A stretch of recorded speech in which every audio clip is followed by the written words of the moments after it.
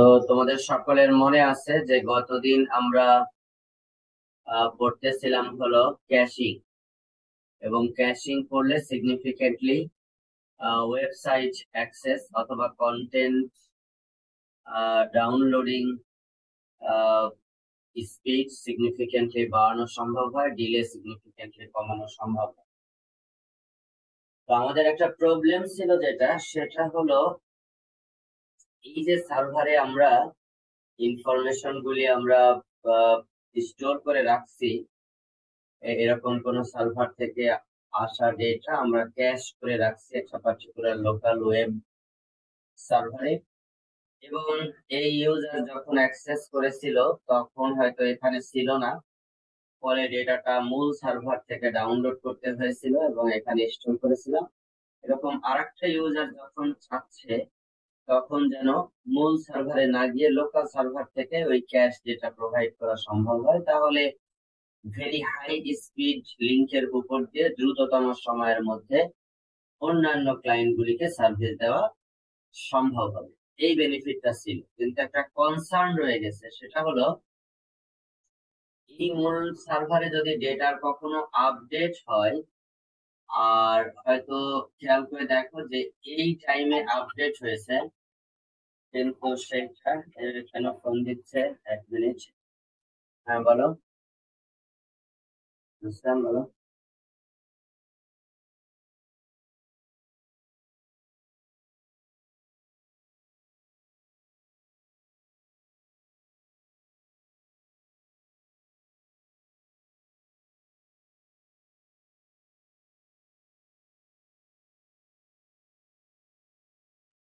তো যেটা বলছিলাম সেটি হলো আমাদের লেটসে এইখানে এই টাইমটাতে আপডেট হয়েছে, আহ, আর এই টাইমটাতে আমরা হলো এই ক্যাশ কপিটা এখানে রেখেছিলাম। এটা ধরো টাইম হলো T1 আর এটা ধরো T2।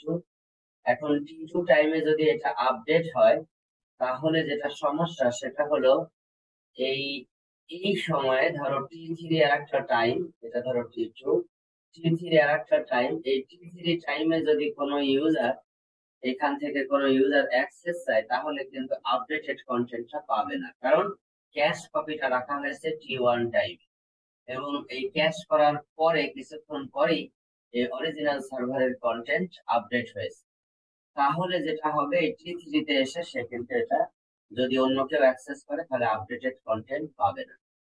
এই জন্য এই লোকাল ওয়েব ক্যাশ সার্ভারের ডেটা যেন আপডেটেড থাকে, ওই জন্য গেট কমান্ডটাকে কন্ডিশনাল গেট বলা হয়েছে। কন্ডিশনাল গেট হলো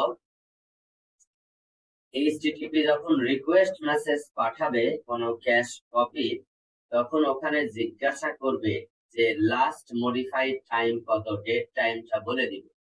ইফ মডিফাইড সিন্স বলে একটা অপশন থাকবে, যে এই টাইমের আগ পর্যন্ত যদি মডিফাইড না হয়ে থাকে তাহলে পরে এই ডেটাই সে দিয়ে দিবে, আর যদি মডিফাইড হয়ে থাকে তাহলে সে পাঠিয়ে দিবে। যেরকম ধরো এখানে একটা মেসেজ নট মডিফাইড মেসেজ দিয়ে দিবে, নট মডিফাইড যদি মেসেজ দেয় তাহলে খুব ফাইন, ক্যাশ সার্ভার থেকে ডেটা ক্লায়েন্টকে দিয়ে দিবে। আর যদি মডিফাইড হয় তাহলে ওই মূল সার্ভার থেকে ডেটা ক্যাশ সার্ভারে ডাউনলোড করবে, তারপরে ডেটাটা পাঠাবে। সো এই কন্ডিশনাল গেট হলো একটা সার্টেন রিকোয়েস্ট। এই দেখো HTTP request with modified since একটা ডেট টাইম বলে দিচ্ছে। সার্ভার ডিটারমাইন করবে যে ওই সময়ের পরে সেই অবজেক্ট বা সেই অবজেক্ট সমূহ আপডেট করা হয়েছে কিনা। যদি না হয়ে থাকে তাহলে নট মডিফাইড মেসেজ পাঠিয়ে দিবে এবং সে অনুযায়ী ক্লায়েন্টের ওখান থেকে অ্যাক্সেস করে নিবে। আর যদি উল্টা ঘটনা হয়, যদি মডিফাইড হয়ে থাকে, তাহলে আবার ওই মেসেজ ডেটা পাঠিয়ে দিবে। শুধু মেসেজ পাঠাবে না, অরিজিনাল ডেটাটাই আবার সার্ভার থেকে ক্লায়েন্ট মেশিনে পাঠিয়ে দিবে, সো দ্যাট স্টেল ইনফরমেশন অ্যাক্সেস করার কোনো সুযোগ না থাকে। তো এই হলো তোমার ওয়েব রিলেটেড যে বিষয়গুলি আমরা পড়তেছিলাম। এবং সেইখানে আমাদের যদি একটু কুইক রিভিজিট করি, আমরা এইচটিটিপি প্রোটোকল সেখানে ব্যবহার করি, হাইপারটেক্সট ট্রান্সফার প্রোটোকল। এবং এইচটিটিপি প্রোটোকল হলো অ্যাপ্লিকেশন লেয়ার প্রোটোকল, এবং এই প্রোটোকলটা নির্ভর করে হলো ট্রান্সপোর্ট লেয়ার প্রোটোকল টিসিপির উপরে। এবং এইচটিটিপি কোনো রিকোয়েস্ট কোনো মেশিন থেকে ক্লায়েন্ট মেশিন থেকে সার্ভারের কাছে গেলে সঙ্গে সঙ্গে একটা টিসিপি কানেকশন এস্টাবলিশ হয়। এবং এই এইচটিটিপি ডিফল্ট পোর্ট নাম্বার হলো 80। এবং এখানে দুই ধরনের কানেকশন আছে, একটা হলো তোমার নন পারসিস্টেন্ট কানেকশন আর একটা হলো পারসিস্টেন্ট কানেকশন। আমরা দেখেছি যে নন পারসিস্টেন্ট কানেকশনের জন্য প্রতিটা অবজেক্টের জন্য আলাদা আলাদা রিকোয়েস্ট পাঠাতে হয়, যেটা একটা ওভারহেড। এবং পারসিস্টেন্ট কানেকশনের জন্য একটা পেজে যতগুলি অবজেক্ট আছে সবগুলির জন্য একটাই রিকোয়েস্ট যাবে এবং সেই রিকোয়েস্টের সবগুলি অবজেক্ট ট্রান্সফার হওয়ার পরে তারপরে কানেকশনটা টার্মিনেট হবে। এবং এইভাবে করে যদি ক্লায়েন্ট কানেকশন থাকা অবস্থায় অন্য কোনো ওয়েব পেজে যায়, কোনো লিঙ্কের উপরে ক্লিক করে বা কোনো ডাউনলোডের করার জন্য কোনো অবজেক্ট বাটনে ক্লিক করে, তাহলে সেটা ডাউনলোড হবে উইদাউট ক্রিয়েটিং নিউ কানেকশন। এবং এই বিষয়গুলি আমাদের পারসিস্টেন্ট ইয়েতে আছে এবং বর্তমানে HTTP 2.0 2.1 যেটা চলছে সেখানে এই মেথডোলজিটাই ব্যবহার করা হয়। এবং সেইখানে আমরা আরো দুইটা জিনিস পড়েছি, একটা হলো কুকিজ আর একটা হলো ওয়েব ক্যাশিং, যেটাকে আমরা প্রক্সি সার্ভার কনফিগারেশন বলছি। আমরা জানি যে HTTP একটা স্টেটলেস সার্ভার, কিন্তু কুকিজ দিয়ে কিছু কিছু ইনফরমেশন সার্ভারে রাখা হচ্ছে এবং কুকিজ ফাইল ক্লায়েন্টে এর ব্রাউজারের সাথে অ্যাসোসিয়েটেড করে স্টোর করা হচ্ছে, সো দ্যাট অ্যামাজন, আলিবাবা, ইবে সহ বিভিন্ন ধরনের যে ওয়েবসাইট গুলি আছে সেইখানে আমরা কমার্শিয়াল ওয়েবসাইট আছে সেখানে আমরা যেন কার্ড ইনফরমেশন রাখতে পারি। এছাড়া অন্যান্য ওয়েবসাইটে আমরা আমাদের অথেন্টিকেশন ইনফরমেশন যেন স্টোর করে রাখতে পারি, so that seamless communication in between a known or authenticated client and the server can be made over the course of time. Multiple Times একই ওয়েবসাইটে বিভিন্ন জায়গায় ভিজিট করতে গিয়ে যেন বারবার ইউজার নেম পাসওয়ার্ড দিতে না হয়, ইউজারের যেন ডিসকমফোর্ট জোন তৈরি না হয়, সেজন্য এই ধরনের কুকিজ গুলিকে ব্যবহার করা হয়েছে। আর একটা বিষয় যেটি সেটি হলো যে ওয়েব ক্যাশিং, সেটিও আমরা একটু আগে দেখলাম কিভাবে আমরা টাইম কমাতে পারি অ্যাক্সেসে, সেটি ওখানে আলোচনা করা হয়েছে। এখন আমরা দেখবো হলো file transfer protocol. It's very simple এবং বর্তমানে এইচটিটিপি এর উপর দিয়েই আমরা যেহেতু অনেক ফাইল ট্রান্সফার আমরা করতে পারি, এজন্য এফটিপি এর ব্যবহার সিগনিফিকেন্টলি আসলে কমে এসেছে। তারপরেও এফটিপি কিভাবে কাজ করে সেটা সম্পর্কে আমরা প্রাথমিক ধারণাটা নিয়ে রাখবো। দেখো FTP protocol file transfer protocol এবং এটিরও আন্ডারলাইং ট্রান্সপোর্ট লেয়ার প্রোটোকল হলো TCP. Underlying transport layer protocol কি? TCP, transmission control protocol. কি করবে সে? খেয়াল করে দেখো, সে হলো যখনই এফটিপি ক্লায়েন্ট কোন এফটিপি সার্ভারকে অ্যাক্সেস করবে তখনই একটা টিসিপি কানেকশন এস্টাবলিশ করবে এবং এটা ডিফল্ট পোর্ট নাম্বার হলো কত? 21। এবং এই রিমোট হোস্টে যে সমস্ত ফাইলগুলি স্টোর করা আছে, বিশেষ করে বড় বড় ফাইলের জন্য আমরা এফটিপি সার্ভার ব্যবহার করে থাকি এবং সেখান থেকে সেই ফাইলটা এখানে আসে। অথেন্টিকেটেড অ্যাক্সেস আছে, আবার অ্যানোনিমাস অ্যাক্সেস। অ্যানোনিমাস অ্যাক্সেস হলো যে কেউ এখানে ঢুকে ফাইল রিড করতে পারবে। আর যদি অথেন্টিকেশনের প্রশ্ন আসে ইউজার নেম পাসওয়ার্ড দিয়ে, তাহলে ফাইল রিড করতে পারবে। যেরকম অনেক সময় অনেক বিশ্ববিদ্যালয়ে তাদের যে বিভিন্ন ফর্ম গুলি আছে, তাদের বিভিন্ন কোর্সের কন্টেন্ট গুলি আছে ইত্যাদি ফাইল সমূহ এফটিপি সার্ভার দিয়ে ছাত্রছাত্রীদেরকে দিয়ে থাকে। অফিসের ক্ষেত্রেও তাই, বিভিন্ন নিয়ম কানুন, পলিসি, ফর্ম ইত্যাদি এরকম এফটিপি সার্ভারের মাধ্যমে ডাউনলোড করা যায়। কোনো অ্যাপ্লিকেশন এফটিপি সার্ভারের মাধ্যমে ডাউনলোড করা যায়। সফটওয়্যার সিস্টেম এফটিপি সার্ভারের মাধ্যমে ডাউনলোড করা যায়। মুভি, ভিডিও এফটিপি সার্ভারের মাধ্যমে ডাউনলোড করা যায়। তো সেখানে যে ঘটনাটা ঘটবে সেটি হলো প্রথম একটা টিসিপি কানেকশন পোর্ট নাম্বার 21 এ এস্টাবলিশ হবে in between the client and the server, এবং এটাকে আমরা বলতেছি হলো কন্ট্রোল কানেকশন। এবং এফটিপি এর ক্ষেত্রে যে কাজটা করা হয়েছে সেটি হলো কন্ট্রোল কানেকশন যে ব্যান্ডউইথ ব্যবহার করে মেইনটেইন করা হবে, একটা সেপারেট ব্যান্ডউইথ ব্যবহার করে ডেটা কানেকশন এস্টাবলিশ করা হবে, সেটাও একটা টিসিপি কানেকশন এবং এটি হলো পোর্ট নাম্বার 20 তে এস্টাবলিশ করা হবে। তাহলে দুইটা কানেকশন, একটা ক্লায়েন্ট এবং সার্ভারের মধ্যে, একটা হলো কন্ট্রোল কানেকশন, একটা হলো ডেটা কানেকশন, দ্যাট মিনস যেটার উপর দিয়ে ডেটা ট্রান্সফার হবে। Unlike the HTTP protocol, HTTP protocol কিন্তু stateful protocol। এটা একটা stateful protocol, that means কতটুকু ট্রান্সফার হয়েছে একটা সার্টেন ক্লায়েন্ট থেকে, সার্ভার থেকে একটা সার্টেন ক্লায়েন্টে, সেটা সে মনে রাখবে। এবং যদি এমন হয় যে একটা ফাইল বড় 1 GB 700-800 MB ফাইল ডাউনলোড দেওয়া হয়েছে একটা এফটিপি সার্ভার থেকে, 30% ডাউনলোড হয়েছে, কোনো কারণে কানেকশন ডিসরাপ্ট হয়ে গেছে, অথবা মেশিন ক্লায়েন্ট মেশিন বন্ধ হয়ে গেছে, ইলেকট্রিসিটি চলে গেছে, রাউটারের পাওয়ার চলে গেছে, আবার যদি কিছুক্ষণ পরে ওই কানেকশনটা রিএস্টাবলিশ হয় এবং আবার যদি ওই ফাইলটা ডাউনলোড দেওয়া হয় একই মেশিনের একই ব্রাউজার থেকে, তাহলে কিন্তু আবার শুরু থেকে শুরু হবে না। ওই 30% আগে ডাউনলোড করা ছিল, এখন 31% থেকে ডাউনলোড শুরু হবে। এবং এফটিপি কিন্তু এই জিনিসটা সাপোর্ট করে। 1 মিনিট।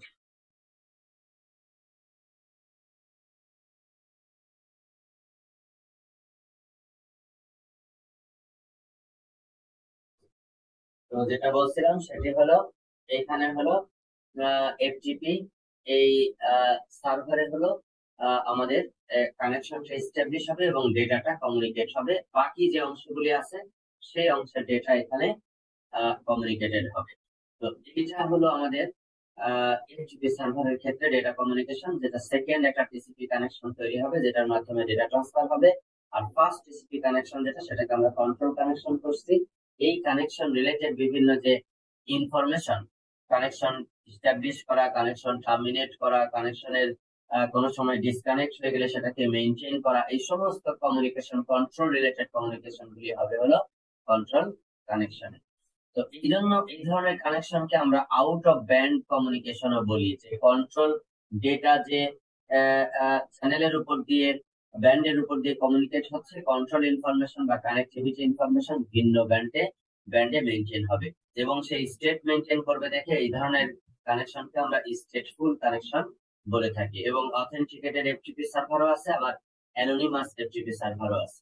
তো এই কারণে আমরা এগুলি মেনটেন করব। কন্ট্রোল কানেকশন এস্টাবলিশ হয় হলো 2 স্টেপে।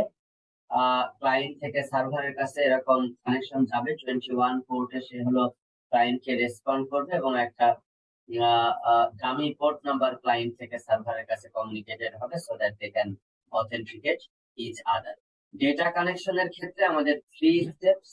আমাদের ক্লায়েন্ট থেকে এরকম রিকোয়েস্ট যাবে, সার্ভার থেকে একটা প্যাসিভ একটা ইনফরমেশন দিবে, এরপরে একটা, এটাকে বলা হয় হলো ইফেমেরাল পোর্ট, মানে একটা একটা একটা একটা একটা একটা একটা আর্টিফিশিয়াল একটা পোর্ট নাম্বার জেনারেট করে ক্লায়েন্ট থেকে সার্ভারের সাথে কমিউনিকেট হবে এবং সেই কমিউনিকেশনের উপর ভিত্তি করে bidirectional active communication in between the client and the server establish হবে।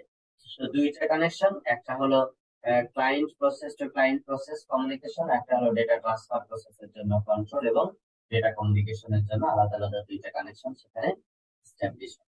এই হলো সিম্পল এফটিপি সার্ভার সম্পর্কে ইনফরমেশন। এবং এফটিপি আমি প্রথমে তোমাদেরকে বলেছি, বর্তমানে এইচটিটিপি এর পপুলারিটি অনেক বেড়ে যাওয়ার কারণে এবং এইচটিটিপি এর উপর দিয়ে ডেটা ট্রান্সফার করা সম্ভব হওয়ার কারণে এফটিপি এর ব্যবহার খুবই খুবই কমে এসেছে।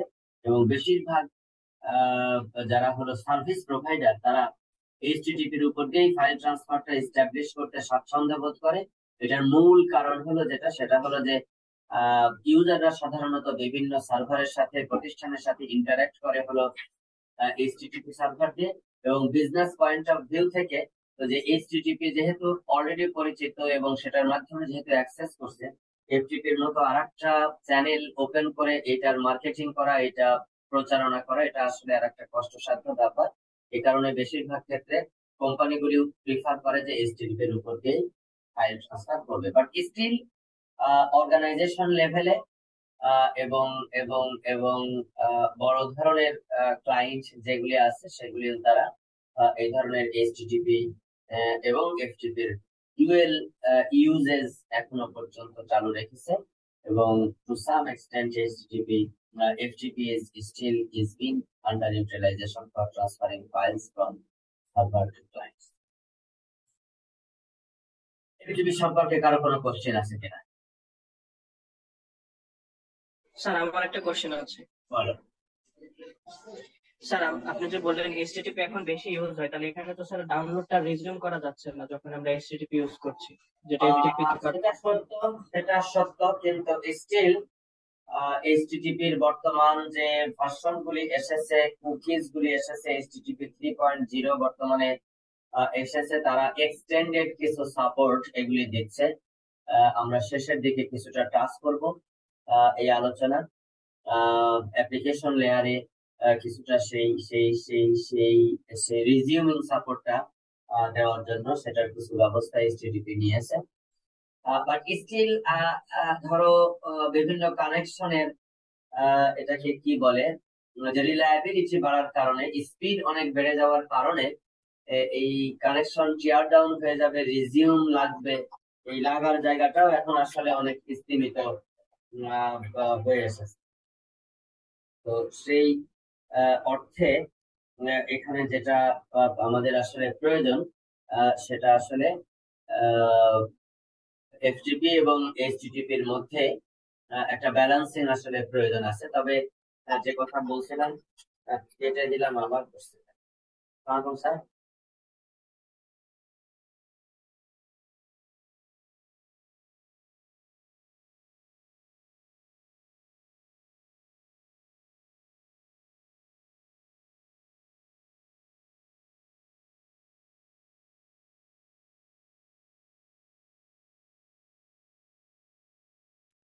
আচ্ছা, তো যেটা বলছিলাম সেটা হলো এসএমটিপি প্রোটোকল আমরা এখন আসলে পড়বো। এইটা ইম্পর্টেন্ট প্রোটোকল এবং এর huge use, there is no other alternative.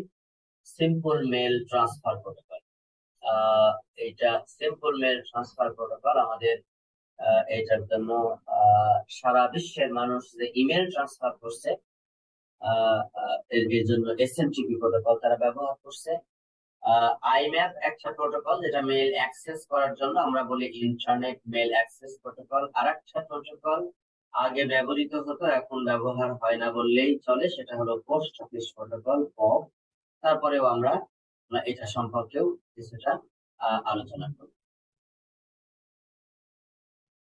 একটা ইমেইল কমিউনিকেশন সিস্টেমের মূলত তিনটা কম্পোনেন্ট, মেজর কম্পোনেন্ট হলো তিনটা।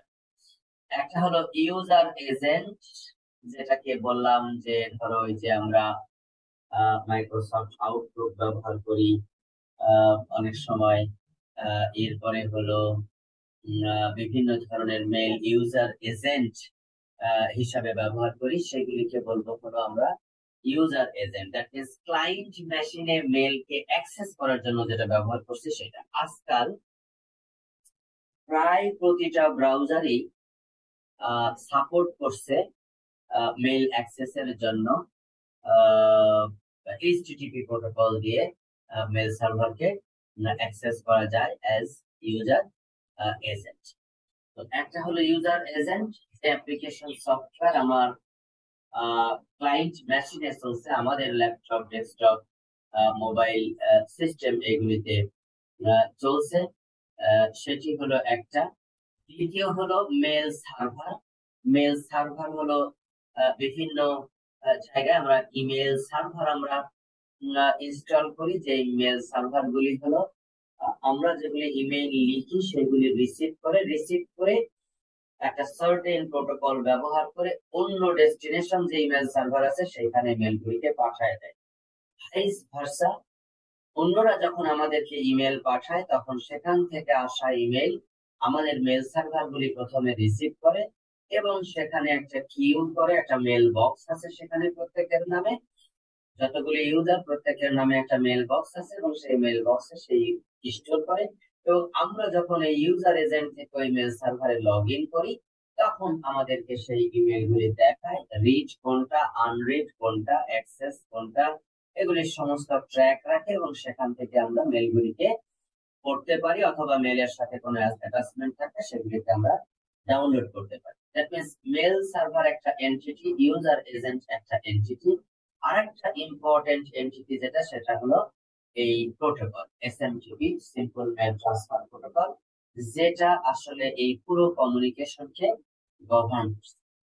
মনে রাখতে হবে যে এসএমটিপি প্রোটোকল চলছে শুধুমাত্র এবং কেবলমাত্র মেল সার্ভার। এসএমটিপি প্রোটোকল কোথায় চলে? এসএমটিপি প্রোটোকল গুলি চলে হলো মেল সার্ভার গুলিতে, এবং এটা একটা অ্যাপ্লিকেশন লেয়ার প্রোটোকল। এবং এই মেল সার্ভার গুলি হলো host machine, mail server machine সেগুলিতে চলছে।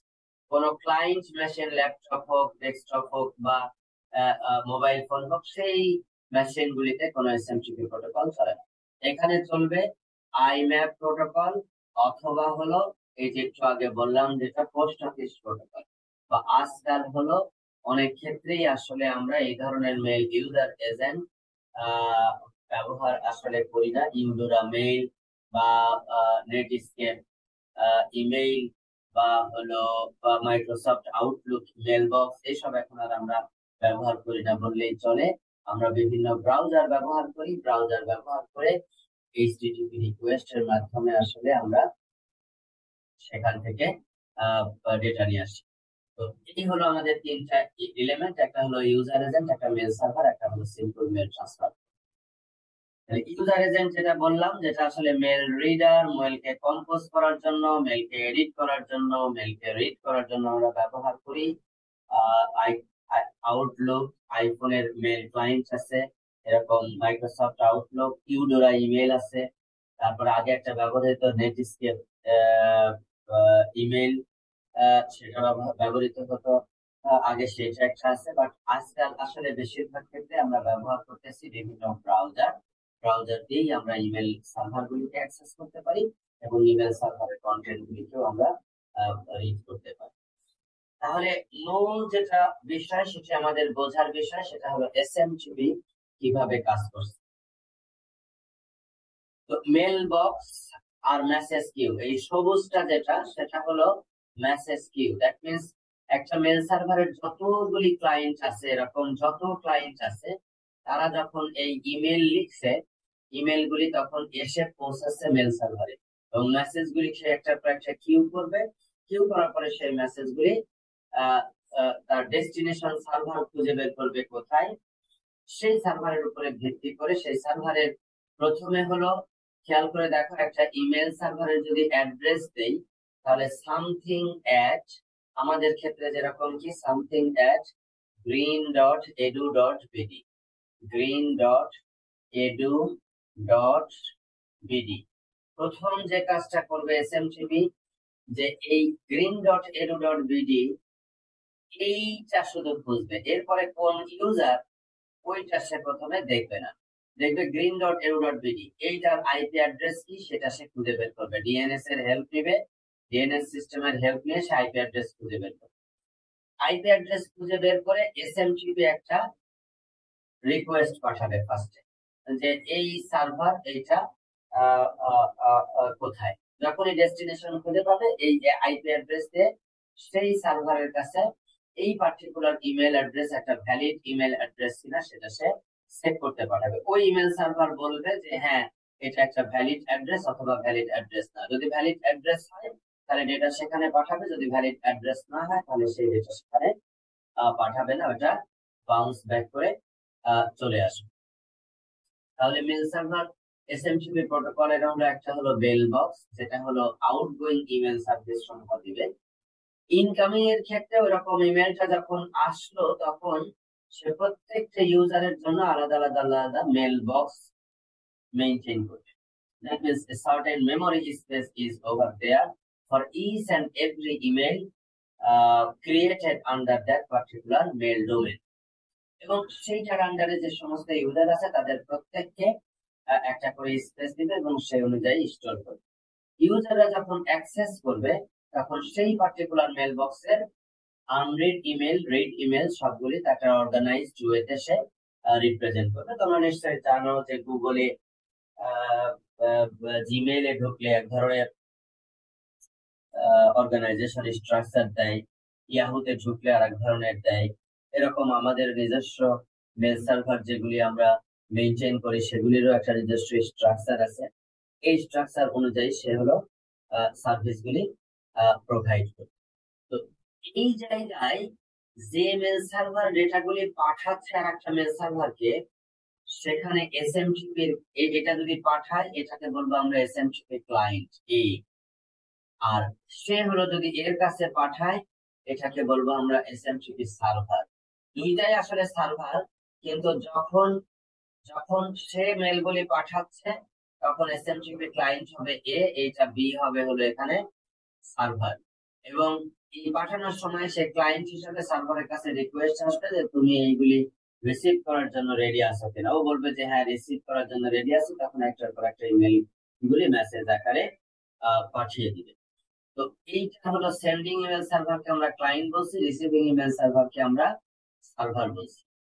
এবং এখানে রিকোয়েস্টটা হলো আসে এরকম পোর্ট নাম্বার 25 এ কাজ করে, এসএমটিপি কাজ করে কত, পোর্ট নাম্বার 25। এবং এফটিপি এইচটিটিপি এর মতো এসএমটিপিও আন্ডারলাইন প্রোটোকল হলো টিসিপি এর উপর নির্ভর করে একটা টিসিপি কানেকশন এস্টাবলিশ করবে। এবং এই কানেকশন এস্টাবলিশ হলে তারপরে সে কি করবে, ডেটা ট্রান্সফার করা শুরু করবে। যে রেডি আছে কিনা 220 দিয়ে বলবে যে হ্যাঁ আমি রেডি আছি, এবং 225 দিয়ে সেও কনফার্ম করবে যে আমি একটা রেডি আছি, এবং এই 3 ওয়ে হ্যান্ডশেকিং মেকানিজমটা সেখানে হবে। এবং তারপরে ডেটা ট্রান্সফার যখন হয়ে যাবে, কমপ্লিট হয়ে যাবে, এরপরে এই জায়গায় এসে কানেকশনটা ক্লোজ করে দিবে।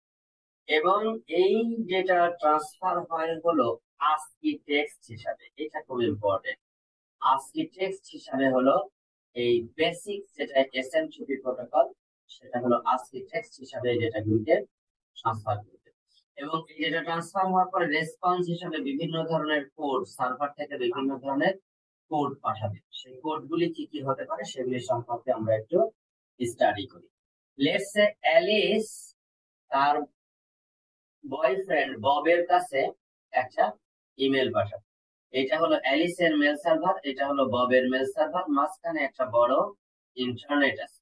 এমনকি এটা হতে পারে এটা ঢাকায়, এটা আমেরিকায়।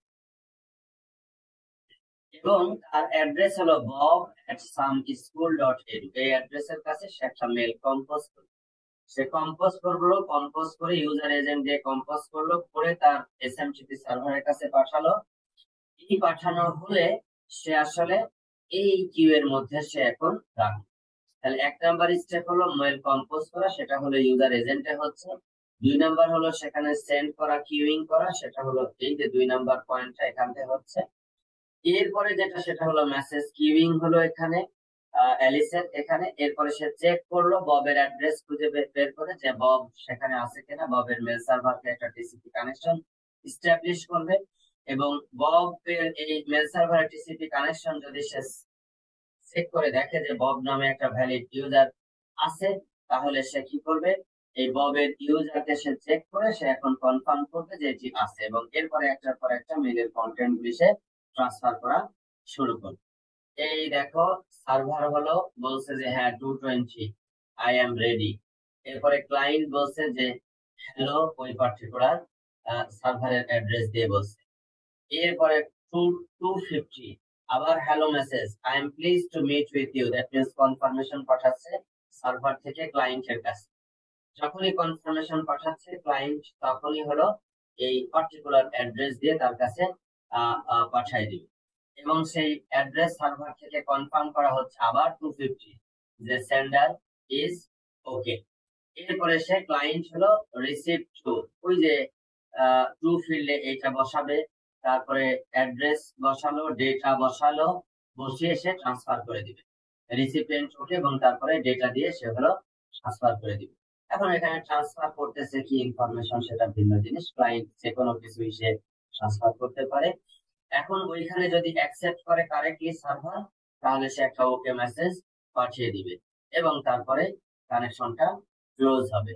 সো এই কানেকশন ক্লোজ এবং কানেকশন এস্টাবলিশমেন্ট এবং ডেটা ট্রান্সফার এর মধ্যে বেশ কতগুলি কমিউনিকেশন স্পেসিফিক কোড নাম্বার দিয়ে in between client and server establish হবে। এগুলি একটু মাথায় রাখতে হবে যে কি কি ধরনের কমান্ড তারা আসলে ব্যবহার করে। আমরা সেন্ড বাটনে ক্লিক করতেছি, ইমেল চলে যাচ্ছে। ইমেলের টু ফিল্ডে আমরা একটা ইমেল অ্যাড্রেস দিচ্ছি, তারপরে হলো সিসি তে একটা ইমেল অ্যাড্রেস দিচ্ছি, বিসিএস একটা ইমেল অ্যাড্রেস দিচ্ছি, সাবজেক্টে একটা লাইন লিখতেছি, বডিতে কয়েকটা লাইন লিখতেছি, অ্যাটাচমেন্ট হিসাবে বিভিন্ন ধরনের ফাইল আমরা যুক্ত করতেছি, করে সেন্ড বাটনে ক্লিক করতেছি, মেল চলে যাচ্ছে।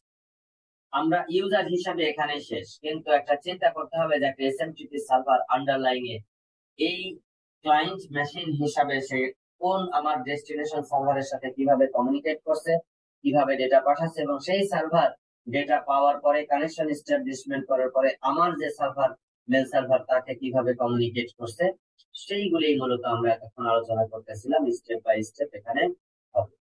তাহলে 220 হলো একটা ইনিশিয়াল ডেটা মেসেজ এক্সচেঞ্জ করবে, ইনিশিয়েট করবে কানেকশন। 250 হলো কানেকশন কনফার্ম করবে, ইমেল অ্যাড্রেস কনফার্ম করবে। এরপরে যেটা হলো সেটা হলো যে ক্লায়েন্ট আবার রিসিপশনের অ্যাড্রেস সেখান থেকে কনফার্ম করছে, যে রিসিভারের অ্যাড্রেস এখানে কনফার্ম হলো, সেন্ডারের অ্যাড্রেস এখানে কনফার্ম হলো। এরপরে অরিজিনাল ডেটাটা সে ট্রান্সফার করবে, এবং ক্যারেজ রিটার্ন লাইন ফিড দিয়ে একটা কনফার্ম হবে, এবং সেখানে বিভিন্ন ধরনের টেক্সট সেখানে ট্রান্সফার হতে পারে।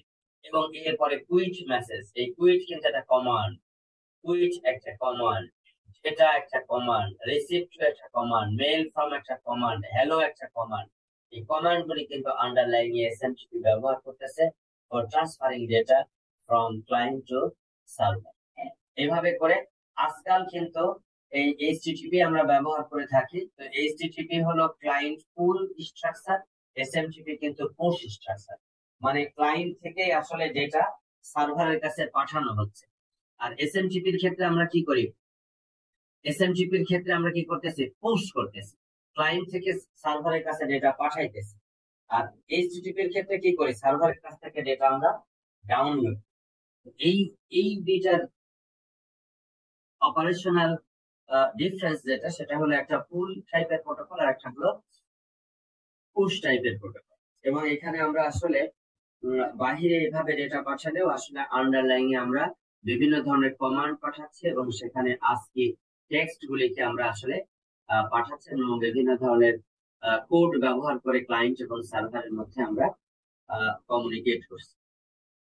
এবং একটা ইমেল পাঠানোর জন্য এরকম অনেকগুলি অবজেক্ট পাঠাতে হতে পারে, অনেকগুলি মেসেজ পাঠাইতে হতে পারে। কেন, তোমরা জানো যে একটা পার্টিকুলার মেসেজকে মেসেজের সাথে আজকাল তো অনেক মেগাবাইটের ডেটা অ্যাটাচমেন্ট হিসাবে থাকতে পারে। তো সেই অ্যাটাচমেন্ট হিসাবে থাকলে পরে সেই অ্যাটাচমেন্ট একবারে এক ফাইলে পাঠানো সম্ভব না, ছোট ছোট টুকরো করে তাকে মেসেজ আকারে পাঠাতে হয়, এবং সেগুলি বারংবার ক্লায়েন্ট মেশিন থেকে সার্ভার মেশিনে কমিউনিকেটেড হতে হবে। এবং এই কমিউনিকেশন যখন হবে তখন বিভিন্ন ধরনের স্ট্যাটাস কোডের মাধ্যমে সার্ভার ক্লায়েন্টকে কনফার্ম করবে যে প্রতিটি ডেটা সেখানে হয়ে গিয়েছে। That means multiple object multiple পার্টের মেসেজে কনভার্ট হয়ে সেগুলি কমিউনিকেট হতে পারে। এবং এসএমটিপি এর এই কানেকশন কিন্তু পারসিস্টেন্ট এইচটিটিপি কানেকশন সে টিসিপি কানেকশন সে এস্টাবলিশ করবে, এবং এটির মাধ্যমে সে ডেটা পাঠাবে। In addition to that, header এবং বডিতে স্পেসিফিক কন্টেন্ট সেখানে আছে, সেগুলিও 7 বিট ASCII ক্যারেক্টার ট্রান্সফার করে সেগুলিতে ডেটা পাঠাবে। ক্যারেজ রিটার্ন লাইন ফিড আসলে নির্ভর করবে যে কখন এই পার্টিকুলার ইমেলটা শেষ হলো, যেখান থেকে সার্ভার বুঝবে যে রিড করা এখান থেকে সে শেষ করতে পারে। অনেকগুলি আরএফসি আছে, বাট রিসেন্ট আরএফসি 5321 এটি হলো এসএমটিপি প্রোটোকলকে ডিফাইন করে, এবং বিভিন্ন সিনট্যাক্স গুলি টুতে এইচটিটিপি যে বিভিন্ন সিনট্যাক্স গুলি আছে ইমেল মেসেজে, সেগুলি এখানে ব্যবহার করা হয়েছে। আর টিপিক্যাল একটা ইমেলের তোমরা জানো টু ফিল্ড থাকে, টু ফিল্ডের আবার 3টা ভ্যারিয়েশন আছে, একটা হলো সিসি আর একটা হলো বিসিসি।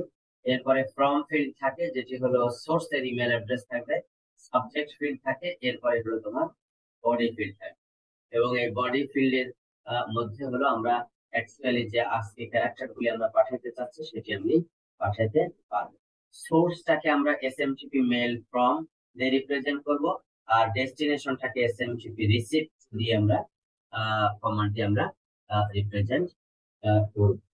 আর মেল অ্যাক্সেস প্রোটোকল, যেটা একটু আগে আমরা আলোচনা করতেছিলাম, IMAP, internet mail access protocol বা পপ, পোস্ট অফিস প্রোটোকল। এই প্রোটোকল গুলির ডোমেইন অফ ডিসকোর্স হলো এইটুকুর মধ্যে, ক্লায়েন্ট থেকে তার যে নিজের সার্ভার সেই পর্যন্ত। সেখানে কি হবে, সেইখানে হলো ইন্টারনেট মেল অ্যাক্সেস প্রোটোকল কাজ করবে, এবং এই প্রোটোকলটা ব্যবহার করা হবে সার্ভারে মেল মেসেজ গুলি স্টোর করার জন্য, মেল মেসেজ গুলি সার্ভার থেকে রিট্রিভ করার জন্য, কোনো ডিলিট করার জন্য, আপডেট করার জন্য, এবং বিভিন্ন ফোল্ডারে বিভিন্ন ধরনের ইমেল গুলি সাজিয়ে রাখার জন্য, নতুন নতুন ফোল্ডার ক্রিয়েট করার জন্য হলো আইম্যাপ ব্যবহার করা হবে। আগের যে প্রোটোকলটা ছিল পোস্ট অফিস প্রোটোকল, ওইটা একটু বহুদিন ব্যবহৃত হয়েছে এবং এটা হাইলি ডমিনেটিং একটা প্রোটোকল ছিল এক সময়। কিন্তু আনফরচুনেটলি পোস্ট অফিস প্রোটোকলের সমস্যা হলো, যদি একবার আমরা সার্ভার থেকে ইমেল গুলি পড়ে ফেলি, তাহলে সার্ভারে সে আর কোনো কপি রাখে না। সার্ভার থেকে মেলগুলি ডাউনলোডেড হয়ে ক্লায়েন্ট মেশিনে চলে আসে। দেখো, এটাই যদি হয় তাহলে সমস্যা হলো, আমি একজন ব্যক্তি, আমার একটা অফিসের মেশিন আছে আর একটা হলো বাসার মেশিন আছে। এখন অফিসের মেশিন থেকে যদি আমি আমার মেল সার্ভারে লগ ইন করি, লগ ইন করে মেলগুলি যদি আমি ডাউনলোড করি, তাহলে ওই ইমেলগুলি মেল সার্ভার থেকে ডাউনলোডেড হয়ে অফিসের কম্পিউটারে চলে আসবে। এখন সার্ভারে আর কিন্তু কোনো কপি নাই, অফিসের কম্পিউটারে চলে আসবে। এখন আমি যখন বাসায় আসলাম, বাসায় থেকে আমি যখন ওই মেল সার্ভারে আমি লগ ইন করলাম, তখন কিন্তু যে ওই 5টা ইমেল বিকালবেলা রিড করে আসছিলাম, ওই 5টা ইমেল আর দেখতে পাইলাম। আমি আবার নতুন যদি 3টা ইমেল থাকে, সেইগুলিকে আবার আমি ডাউনলোড করলাম। তাহলে আমি বাসায় এসে যদি কোনো আগের কোনো ইমেলের রেসপন্ড করতে চাই, দেখতে চাই, কোনো বিষয় দেখতে চাই, সেটা কিন্তু আর দেখতে পারবো না। এটা একটা বড় প্রবলেম ছিল পোস্ট অফিস প্রোটোকলে। এবং আরো প্রবলেম ছিল যেটা, সেটা হলো যে বিভিন্ন ডিরেক্টরি ক্রিয়েট করা যাইতো না এবং সেই অনুযায়ী ইমেলগুলিকে অর্গানাইজ করা যায়। ডিফল্ট যেগুলি ছিল ডিরেক্টরি, ওই inbox, sent mail, draft, default যেগুলি আছে সেগুলি শুধু ব্যবহার করা যায়। এই জন্য এখন আর পপ ওইভাবে আসলে ব্যবহৃত হয় না। সকল মেল ইউজার ক্লায়েন্ট আসলে আইম্যাপ দ্বারা রিপ্লেসড হয়ে গিয়েছে, এবং এই আইম্যাপ হলো সার্ভারে কপি রাখে, এবং যে কোনো জায়গা থেকেই আমরা অ্যাক্সেস করি না কেন, অলওয়েজ আমরা সকল unread mail, read mail, stared mail, কোনো আইডেন্টিফাইড মেইল, সকল ইমেল আমরা সেখানে পেয়ে যাব। সো এই pop protocol, post office protocol এখন আর আসলে এভাবে ব্যবহার করা হয়। তো যেটা একটু আগে আমরা বলতেছিলাম বারংবার, যে আজকাল জিমেইল, হটমেইল, ইয়াহু মেইল এগুলিও কিন্তু web based interface on top of SMTP, web based interface দিয়েও তোমাকে ইমেল অ্যাক্সেস করার সুযোগ দিচ্ছে, যেটা এইচটিটিপি প্রোটোকল ফলো করে। আর আইম্যাপ তো আছেই ইমেল করার জন্য, আর পপ আগে ব্যবহৃত হতো ইমেল অ্যাক্সেস করার জন্য as a mail user agent. প্রথমে এই POP3 প্রোটোকল বলি বা আইম্যাপ প্রোটোকল বলি, প্রথমে অথেন্টিকেশনের প্রয়োজন হয়।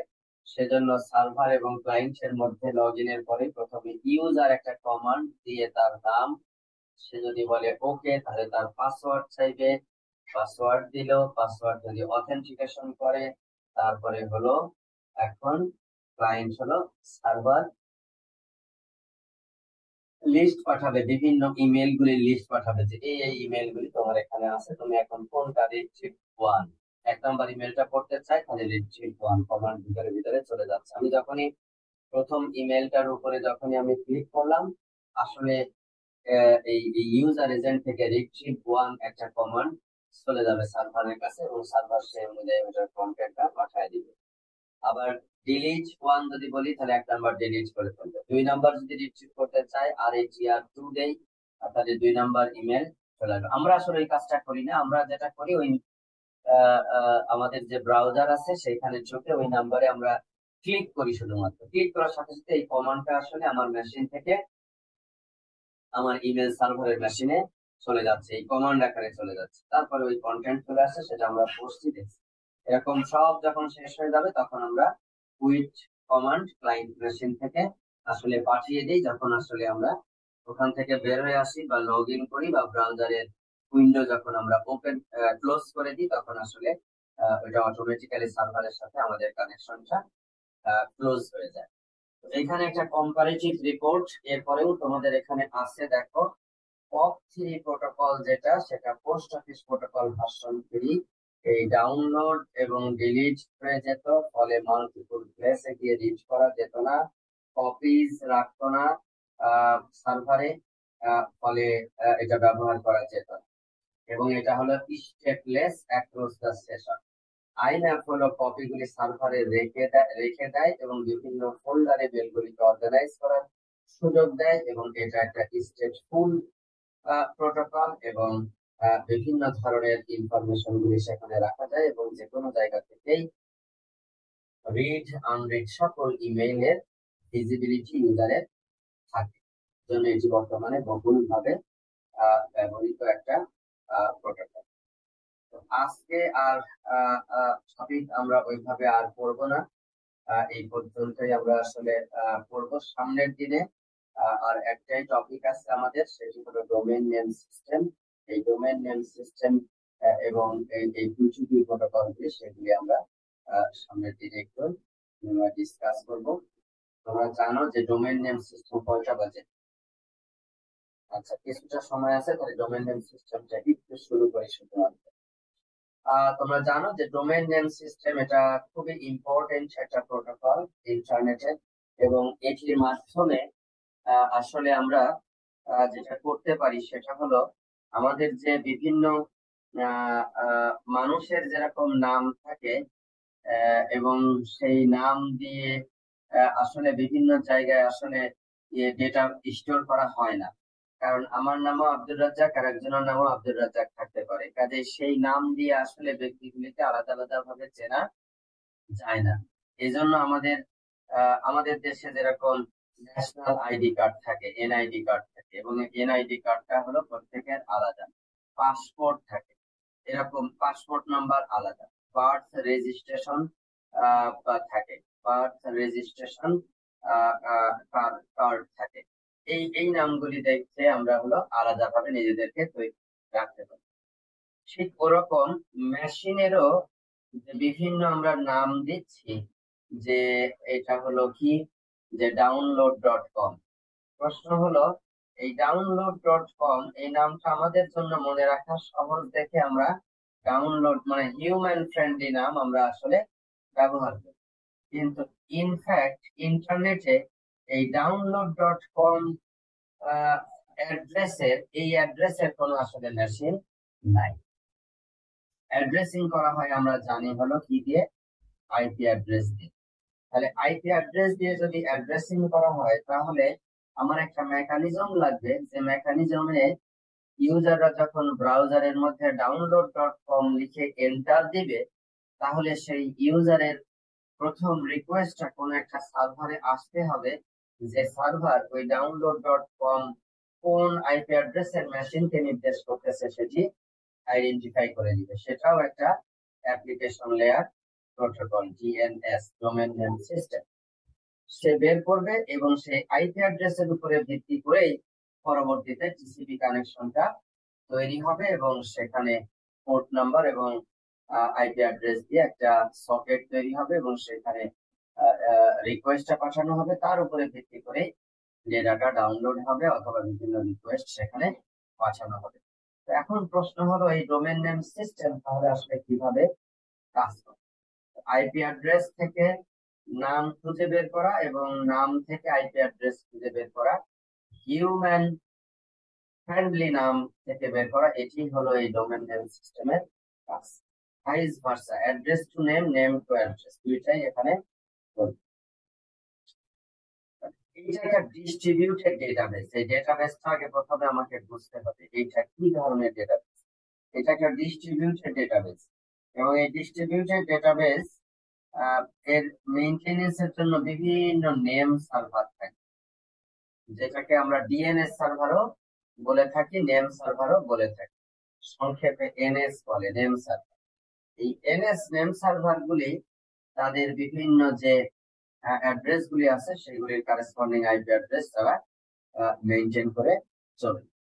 এবং ওই নেম সার্ভার গুলির কাছেই আসলে হোস্ট মেশিন গুলি থেকে রিকোয়েস্ট যাবে, এবং সার্ভার গুলি এই নাম এর জন্য একটা লুকআপ টেবিল মেনটেন করবে, সেই টেবিল থেকে সে খুঁজে বের করে এই সার্ভিসটা সে প্রোভাইড করবে। এখন প্রশ্ন হলো, এই নেম সার্ভার কয়টা থাকবে, কতগুলি থাকবে, কিভাবে থাকবে? তো আমরা করতেছি কি, নেম সার্ভারের মধ্যে হোস্ট নাম থেকে আইপি অ্যাড্রেসের একটা টেবিল মেনটেন করতেছি। প্রতিটা নেম সার্ভারে এরকম একটা টেবিল মেনটেন করতেছি, যে হোস্ট নেম যদি এইটা হয় তার কারেসপন্ডিং আইপি অ্যাড্রেস কি হবে সেটা একটা মেনটেন করতেছি। এবং এই ধরনের কোয়েরি আসলে টেবিলের সাথে আমরা মিলাই দেখবো হোস্ট নেমের সাথে মিললো কিনা। ডাউনলোড ডট কম যদি থাকে, তার অ্যাড্রেস যদি আমার জানা থাকে, তাহলে তার অ্যাড্রেস আমি সঙ্গে সঙ্গে বলে দিব। তাহলে প্রশ্ন হলো, সারা পৃথিবীতে যত ওয়েবসাইট আছে, একটা ডিএনএস সার্ভারের পক্ষে সবগুলি ওয়েব অ্যাড্রেস এরকম করে কি রাখা সম্ভব? এটা আসলে প্র্যাকটিক্যাল না। এটা এটা প্রতিদিন হাজার হাজার নতুন অ্যাড্রেসে এরকম ওয়েবসাইট তৈরি হচ্ছে, ইমেল ডোমেইন তৈরি হচ্ছে। সকলের অ্যাড্রেস এইভাবে প্রতিটা ডিএনএস সার্ভারে আসলে রাখা সম্ভব না। আবার একটা ডিএনএস সার্ভারে বড় ডেটা সেন্টার তৈরি করলাম, সেখানে রাখলাম, সেটাও আসলে প্র্যাকটিক্যাল না। তাহলে সকল রিকোয়েস্ট ওই জায়গায় যাবে এবং সিঙ্গেল পয়েন্ট অফ ফেইলার তৈরি হবে, বটলনেক তৈরি হবে, ওটাও আসলে ভালো না। তাহলে কি করতে হবে, ডিস্ট্রিবিউটেড করতে হবে, বিভিন্ন জায়গায় ছড়াই ছিটায় ডেটাবেসটা রাখতে হবে, এবং এই রাখার একটা সুন্দর অ্যাডমিনিস্ট্রেশন থাকতে হবে, যে কার ডেটা কি রাখবে, কিভাবে রাখবে। তো সেইটা একটা হায়ারার্কিক্যাল ডেটাবেস আমরা দেখব সেভাবে রাখা যায়। এখন দেখো, এই ডিএনএস এর বেশ কতগুলি সুবিধা আছে, কেন আমরা ডিএনএস রাখি। সেটা হলো, প্রথমটা হলো হোস্ট এলিয়াসিং। আমাদের গ্রিন ইউনিভার্সিটির ক্ষেত্রে দেখো, কেউ যদি green.edu.bg না দিয়ে green.ac.bg দিয়ে সার্চ দেয়, গ্রিন ইউনিভার্সিটির ওয়েবসাইটই চলে আসবে। তার মানে মাল্টিপল মাল্টিপল নামে যদি একটাকে চিনতে হয়, সেটি এখানে চলে আসবে। এলিয়াস নেম আমাদের অনেক সময় দিতে হয়, মাঝে মাঝে যে ট্রেস রাউট যখন চেষ্টা করেছো, ট্রেস রাউট করতে গিয়ে দেখেছো অনেক বড় নাম, dot something dot something dot something, এরকম অনেক বড় নাম দিয়ে আছে। তাহলে এই বড় নাম সমূহ অনেক সময় মনে রাখা সম্ভব না। একই সার্ভারের যদি মাল্টিপল হোস্টে আমাদেরকে মিররিং করে স্টোর করতে হয়, তাহলে পরে মার্কেটিং এর জন্য একটাই নাম ব্যবহার করব, কিন্তু সার্ভিস দেওয়ার জন্য ভিতরে 2, 3, 5, 10টা নাম আমি ব্যবহার করতে পারি। এই জন্য এলিয়াসিং করতে পারি নামের, ঠিক আছে, এলিয়াসিং করতে পারি নামের, যে তোমরা সবাই green.ac.bg দিবা, কিন্তু আমি কখনো শেওড়াপাড়ায় এই সিটি ক্যাম্পাসে থাকা একটা সার্ভার দিয়ে তোমাকে সার্ভিস দিব, কখনো পার্মানেন্ট ক্যাম্পাসে থাকা একটা সার্ভার দিয়ে সার্ভিস দিব, কখনো আমেরিকায় থাকা একটা হোস্ট করা একটা সার্ভার দিয়ে তোমাকে সার্ভিস দিব।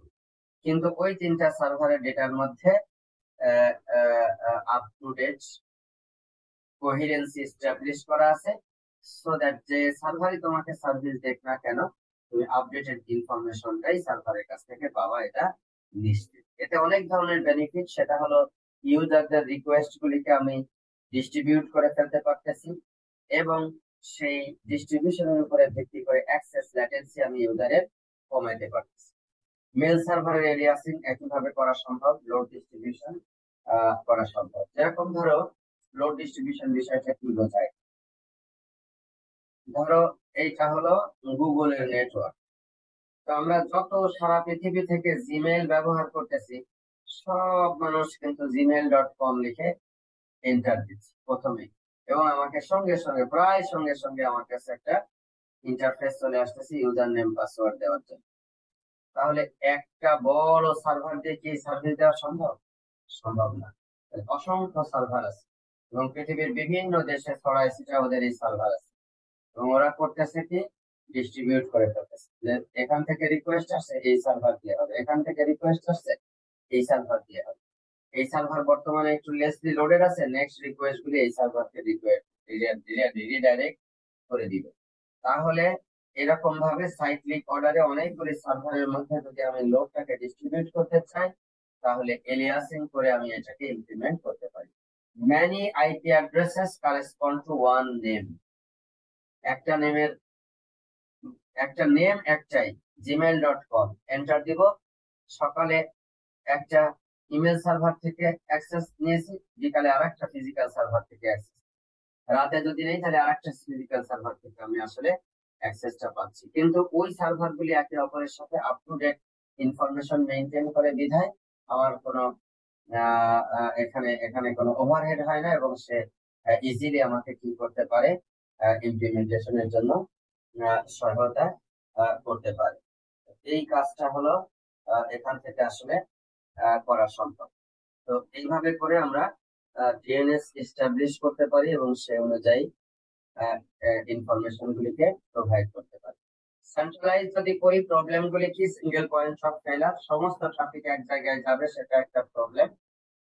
আর সেন্ট্রালাইজড করলে যেখানেই করি না কেন, আমেরিকায় করলে আমাদের জন্য দূর হবে, আমাদের এদিকে এশিয়াতে করলে আমেরিকা ইউরোপের লোকজনের জন্য দূর হবে, এবং প্রচুর পরিমাণ সময় অ্যাক্সেস ল্যাটেন্সি যাবে, এবং মেইনটেনেন্স ওভারহেড মারাত্মক ভাবে বেড়ে যাবে। ওই জন্য সেন্ট্রাল ডিএনএস ডেটাবেস মেইনটেইন করা হয় না, ডিস্ট্রিবিউটেড ডেটাবেস মেইনটেইন করা হয়, যাতে সেটা স্কেলেবল হয় এবং সেটা বহু মানুষ সাইমালটেনিয়াসলি অ্যাক্সেস করতে পারে।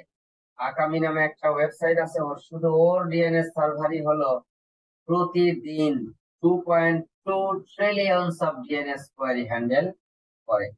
তাহলে চিন্তা করো যে সারা বিশ্বের যদি এক জায়গায় করা হতো তাহলে কি পরিমাণ অ্যাক্সেস সেখানে হতো। এই কারণে এই কাজটা এখানে করা হয় না। তো আজকে এ পর্যন্তই।